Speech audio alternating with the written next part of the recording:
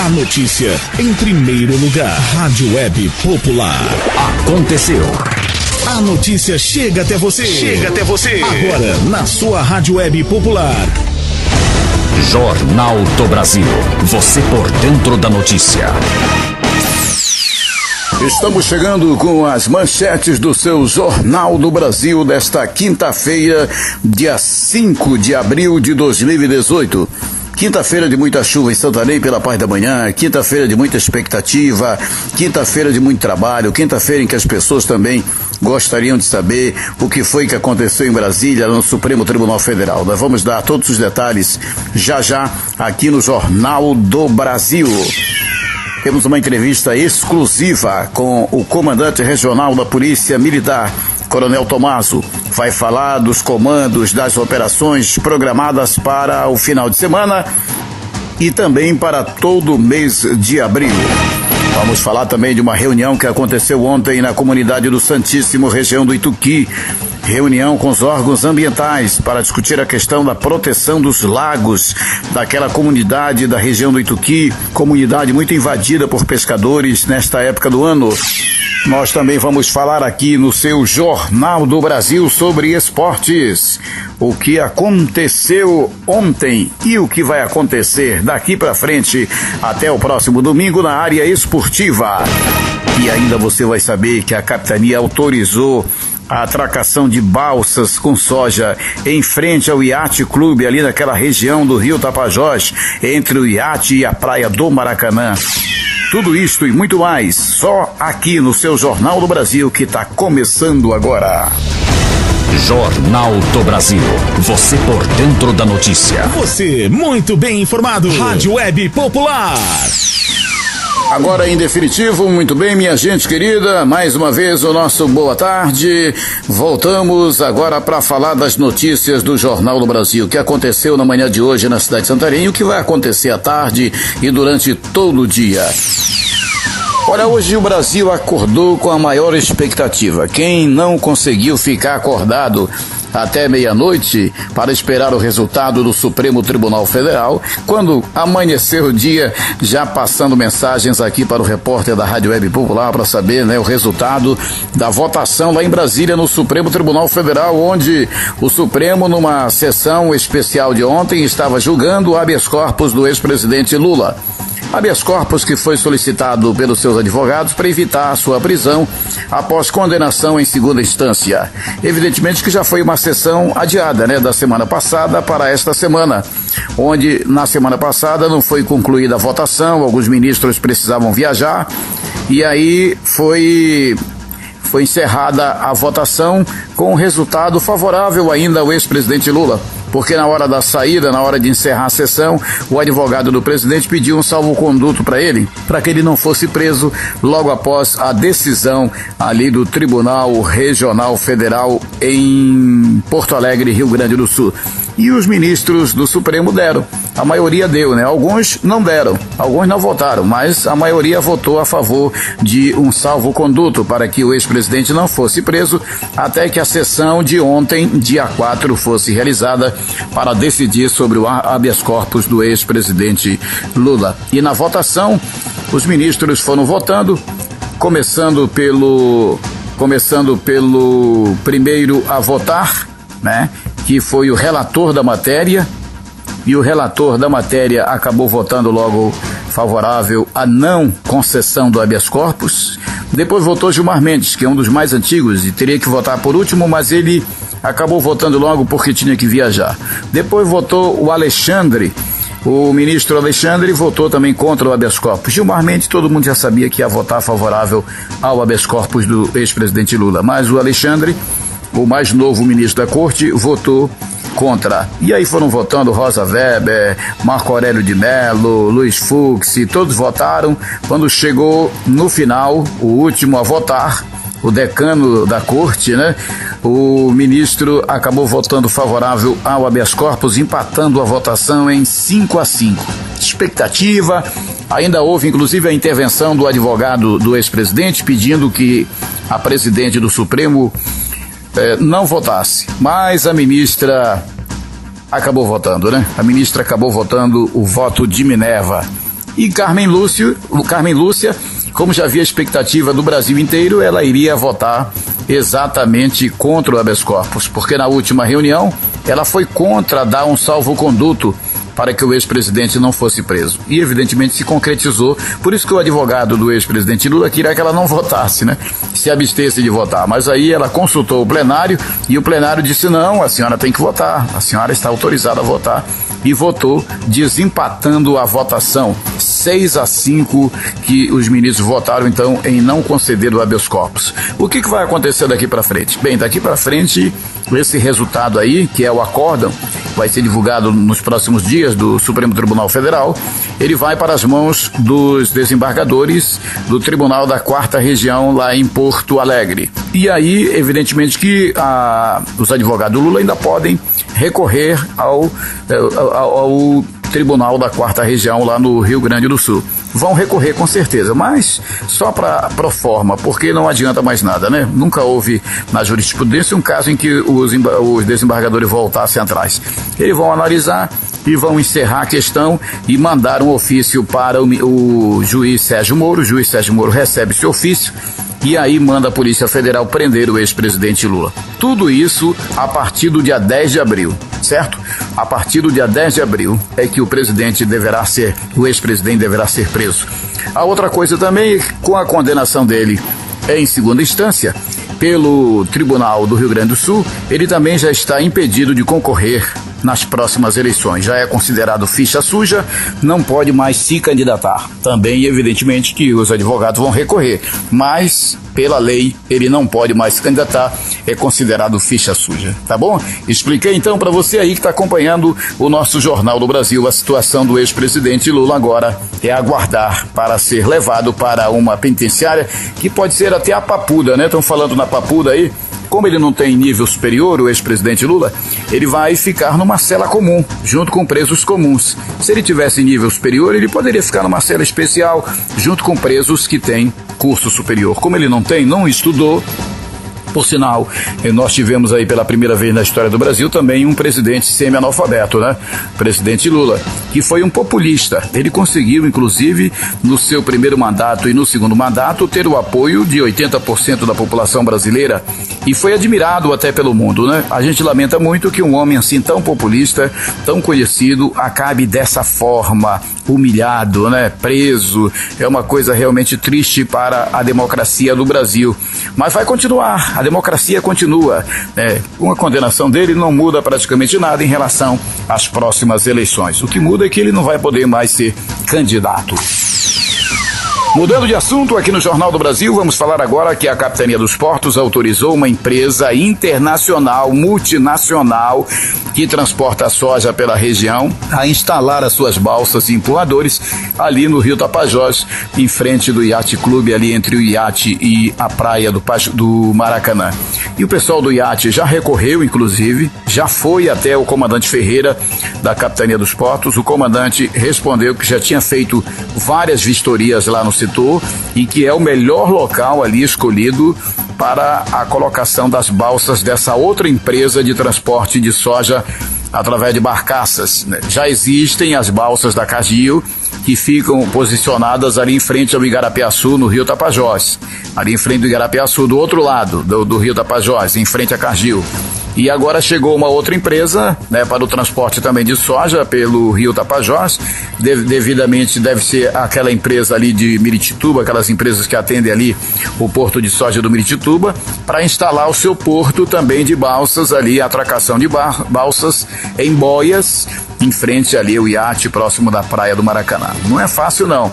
Evidentemente que muda toda uma panorâmica do Rio, muda todo um visual do Rio, o meio ambiente mais uma vez aí sendo castigado aqui na nossa região e sem solução, porque a capitania já bateu o martelo, disse que não, que vai ser lá o porto das balsas de transporte de soja, de uma outra empresa que está chegando aqui para Santarém. Olha, ontem a Secretaria Municipal de Educação afastou do cargo a professora Raimunda Bente Moutinho, da Escola da Aldeia Açaizal, na região do Rio Arapiuns. Ela foi afastada por discriminação aos alunos indígenas. Será? Apesar de ser uma área indígena, não estudam apenas índios na escola da aldeia Saizal, tá? Tem muita gente que não tem nada a ver com a tribo, mas que estuda lá, muitas crianças, muitos pais que têm suas crianças. E acabou que a professora Raimonda Bentes foi acusada pelos índios de discriminação em relação aos filhos dos índios. E aí, para evitar maiores problemas, a CEMED já afastou a professora. A vice-diretora de lá é quem vai assumir o cargo até que seja nomeada, em definitivo, uma diretora para a escola do Saizal, localizada ali na região do Rio Arapiuns. Este é o Jornal do Brasil, trazendo as informações da cidade e do Brasil. Daqui a pouco tem a Silvã Monteiro com as notícias da cidade de Santarém. A Silvã Monteiro daqui a pouco falando aí das informações também do Brasil. Olha, hoje o prefeito Nélio Aguiar vai sancionar a nova lei de cobrança do IPTU, que foi o assunto desta semana em evidência na Câmara de Vereadores, na Prefeitura, na OAB. A OAB se envolveu, muitos donos de imóveis caros da cidade se mobilizaram, procuraram a OAB foi até o prefeito, né, para que baixasse o valor do IPTU. O valor estava chegando, segundo essas pessoas, muito alto. São várias classes, né, de contribuintes. Tem a classe A, classe B, classe C, classe D, até chegar na classe E, que são aqueles que não pagam o IPTU. São moradores da cidade, gente que tem casinha com valor venal de 15 mil, 20 mil reais, ganha salário mínimo, esses não pagam. Pagam os acima de 20 mil reais, já pagam o IPTU bem baratinho. Aí vai até chegar a 600 mil reais. Tem uma média de 400 casas em Santarém, 400 imóveis que pagam esse valor aí de 600 mil reais. Esses estavam reclamando muito, né? Quem tem mansões de 100, 200, 300, 400, 600 mil reais são os que mais reclamam na hora de pagar o IPTU. E deu certo a reclamação deles. A prefeitura o prefeito mandou para a Câmara uma emenda à lei orgânica. A emenda foi aprovada ontem pelos vereadores na última sessão da semana. E aí o prefeito deve sancionar essa lei por todo o dia de hoje, estabelecendo aí um novo valor do IPTU. Só que esse valor, esse boleto, não vai poder chegar na casa do contribuinte enviado pelo correio, porque o prazo para pagamento das cotas únicas do IPTU já termina no próximo dia 10 de abril. Então as pessoas vão ter que recorrer à internet, para baixar o seu boleto para pagar nas casas lotéricas e nos bancos, né? Ou pagar lá mesmo no setor de finanças da Prefeitura de Santarém. Então não vai mais chegar na sua casa o boleto do IPTU como estava programado. E os que chegaram, né, com os valores maiores, que vão ser rebaixados, essas pessoas aí vão ter que recorrer à internet para pagar o seu boleto do IPTU sem problema nenhum. Ontem aconteceu uma importante reunião na região do Ituqui, ali na comunidade do Santíssimo. Moradores do Santíssimo e também integrantes de ONGs não governamentais, organizações não governamentais que cuidam do meio ambiente, Sapupema, IPAM, Meio Ambiente da SEMA, foram convidados, IBAMA, todos compareceram, muita gente compareceu nessa reunião na sede da comunidade do Santíssimo, lá do Ituqui. É que todo ano o Santíssimo é um dos mais prejudicados, os lagos de lá daquela região, com a invasão de pescadores, predadores que levam arrastões de todo tamanho, capturam todo o tamanho de peixe e deixam a comunidade a ver navios. Então agora não. Agora está todo mundo unido aí, a comunidade do Santíssimo vai fiscalizar os lagos com autorização através de acordo de pesca, e nós esperamos que realmente o Santíssimo seja uma comunidade que preserve aí os seus lagos, como é a comunidade do Pixuna do Tapará, região ali de Santa Maria do Tapará, que já preservam seus lagos todos os anos, vigiando para não deixar os pescadores profissionais invadirem. Então é isso que a gente espera também que aconteça ali na comunidade do Santíssimo, na região do Ituqui. Vamos mudar de assunto? Vamos falar de polícia. E a sirene tocando, anunciando que está chegando a hora da informação policial. Plantão de polícia. Plantão de polícia. Tem uma entrevista aqui exclusiva com o Coronel Tomás, o comandante da Polícia Militar. Ele gravou especialmente para a nossa Rádio Web Popular sobre o planejamento, sobre as operações que serão realizadas pela Polícia Militar neste final de semana. O coronel falou também do aumento do contingente da PM ali em Alter do Chão, aumentou de 11 para 20 homens um trabalho dioturno que a polícia vem realizando, inclusive a infiltração de homens da inteligência da PM ali na Vila Balneária para investigar os assaltos que aconteceram no final de semana. 2 casas foram invadidas por bandidos, os moradores tiveram armas colocadas sobre suas cabeças, os moradores foram humilhados, foram espancados, agredidos, bandidos levaram pertences da casa, pertences pessoais das vítimas, coisa terrível, né? Coisa que não pode acontecer ali no balneário de Alter do Chão. Então a Polícia Militar aumentou o contingente e já colocou homens da inteligência que estão investigando esses assaltos que vinham acontecendo ali na Vila Balneária de Alter do Chão. Coronel Tomaso também preocupado, falou comigo sobre a preocupação dele em relação à violência em Belém. Ultimamente, o Coronel Tomaso passou uma semana em Belém, tratando de assuntos da corporação, participando de reuniões, de vários trabalhos. Ele vai receber uma equipe do Comando Geral na próxima semana aqui em Santarém, onde ele vai fazer uma avaliação, entregar um relatório para os oficiais do Estado-Maior da PM, exatamente falando de tudo aquilo que vem acontecendo aqui em Santarém, pedindo apoio também, né? Para evitar que aconteça com Santarém o que já acontece em Belém, o que vem acontecendo no Rio de Janeiro, onde a bandidagem, onde o crime organizado já tomou conta da cidade, né? Olha só, 17 PMs foram mortos até agora em Belém nos 3 primeiros meses do ano, né? Graças a Deus, nesse período, nenhum policial militar foi morto aqui em Santarém. Apenas um sargento foi baleado, sargento do Grupo Tático Operacional, numa abordagem de rotina, mas passa bem, graças a Deus, não corre risco de morte. Coronel Tomaso, um abraço para o senhor, né? Um bom dia, seja bem-vindo à Rádio Web Popular, a notícia em primeiro lugar. Quinta-feira a todos, Armando, e dizendo que nós continuamos realmente nossas operações, elas não vão parar, pelo contrário, nós vamos intensificar, apesar da questão climática, que aumentou muito nessa região, a questão das chuvas, mas nós vamos continuar intensificando as operações com o intuito de diminuir cada vez mais os números dos índices criminais aqui na região. Vale salientar apenas um dado, Armando, para ter uma ideia, nós somos a única regional aí do estado que conseguiu baixar os números, principalmente no tocante ao roubo, fruto do trabalho incessante aí das forças de segurança, de forma integrada, seja na esfera federal, estadual quanto municipal, que estão nas ruas aí fazendo esse bom combate. E vamos realmente aumentar a presença física, inclusive com operações em Alter do Chão, e outros municípios também que nós estamos visualizando a necessidade de um aumento exponencial aí da nossa atuação, principalmente ostensiva da Polícia Militar, falando especificamente agora da gente. Vamos também fazer agora, durante essa semana, o comando itinerante, a segunda parte do comando itinerante, Armando. Vamos até alguns municípios da região para firmar convênios, buscar melhorias para a instituição e aumentar também essa questão da nossa operacionalidade. Estamos na iminência de chegada das novas viaturas, com a previsão, no mais tardar, no começo desse próximo mês. Vamos fazer a substituição de todas as viaturas, a população vai notar essa diferença, dará mais condições de trabalho ao nosso policial militar. Vamos também aqui, estamos recebendo a partir dessa semana agora o chefe do Departamento Geral de Operações da Polícia Militar, que irá, junto com a gente, discutir aqui algumas formas de a gente melhorar, implementar ainda mais as nossas ações aqui na região oeste, que será de grande valia para a gente passar para ele a noção do que é a região, da nossa necessidade que nós estamos fazendo, né?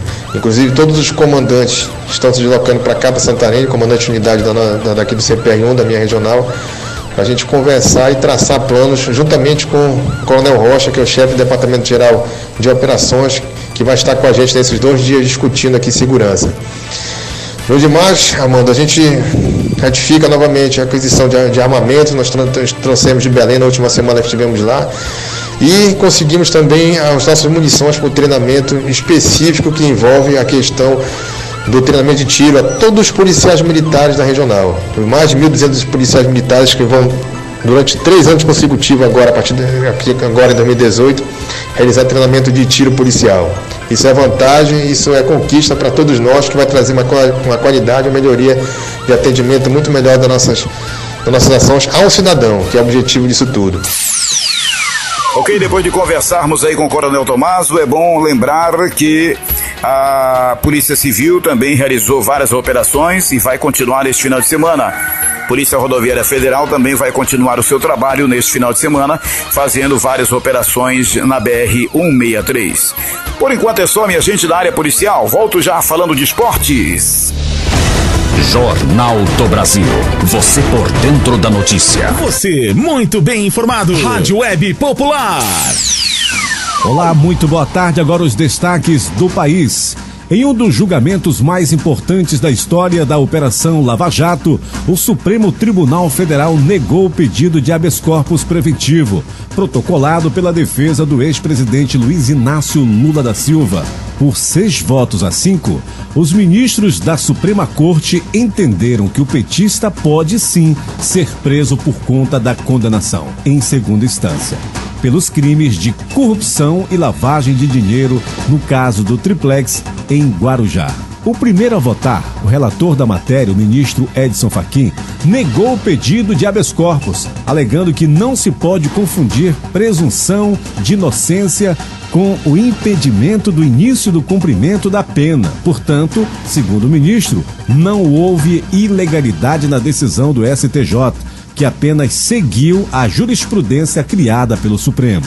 Nessa perspectiva, com todas as vênias ao entendimento em sentido diverso, não depreendo que, à luz da jurisprudência atual desse tribunal, o ato coator colida com a lei tampouco representa abusividade.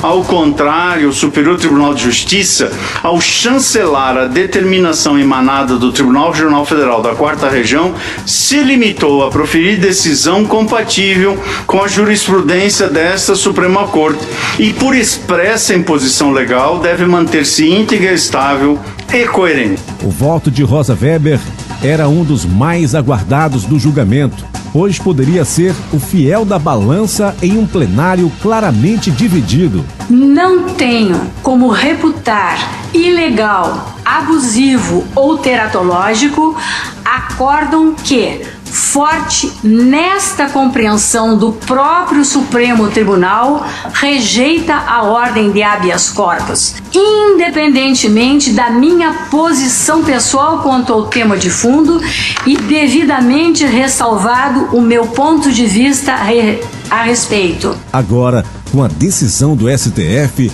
Lula poderá ser preso assim que forem esgotados os recursos em segunda instância. A defesa do ex-presidente ainda tem direito a um último recurso, chamado de embargo dos embargos de declaração. Os advogados têm até a próxima terça para protocolar o processo. Olha, mais de 26.500 casas e apartamentos foram entregues no país pelo programa Minha Casa Minha Vida. Isso só este ano de 2018.